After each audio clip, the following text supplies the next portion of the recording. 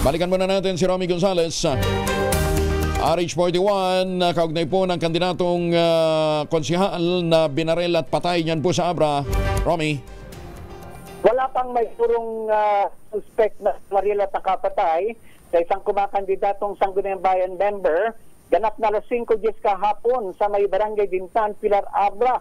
Nagtungo sa pinangyarihan ng insidente ang mga kagawad ng Pilar Municipal Police Station at nadatnad nila itong biktima na nakilalang si Melchor Gatmen na residente ng Barangay Pangkutra, Pilar Abra na kumakandidatong Sangguniang Bayan sa ilalim ng Team Asenso na nakadapa at may tama ng bala sa kanyang dibdib at paa. Batay sa initial na report ay nakasakay umano ang suspect sa isang Honda Click Red na walang plate number at nagtungo sa direksyon ng Barangay Bulboro, Pilar Abra. Nabatid sa inisyal na investigasyon ng pulisya na ang biktima habang binamaneho nito pauwi sa Barangay Poblacion Pilar na ang isang motorsiklo, isang HRN na puti at may nakangkas ito na si Maribek Dato na hindi naman nasugatan at pauwi na nang bigla silang pinagbabaril o binaril ng hindi pa nakikilalang suspect.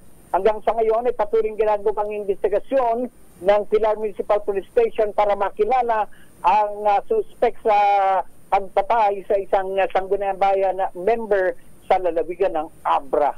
Ito si RH41, Romy Gonzales, para sa DZRH. Una sa Pilipinas, una sa Pilipino. Mga pang-ilan na yan, Romy, sa mga nadidisgrasya? Ay nako, sa ngayon, oo. Yung di ba may nauna pa? May nauna, oh. Oo. Pero alam mo ba, kahapon din, Kuya Angel, may isang dating barangay captain na binaril din dyan sa may Banggit kahapon. Yung dating councilor ay barangay captain si Ruben Gadil Balubar, 54 years old, barangay captain ito ng Lubong Banggit Abra.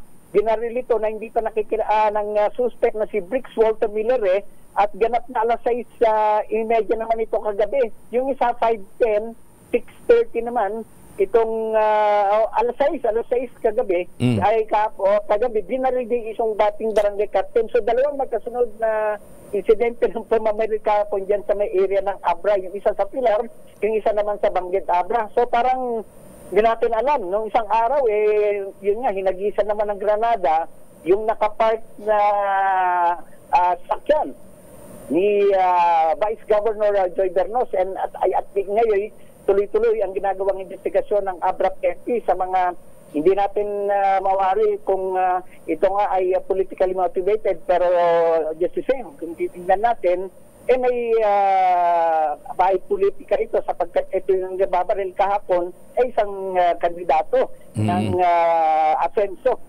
group nila Joy Bernas ito, Kuya Angel. Sige, update mo kami ha. Thank you, Romy.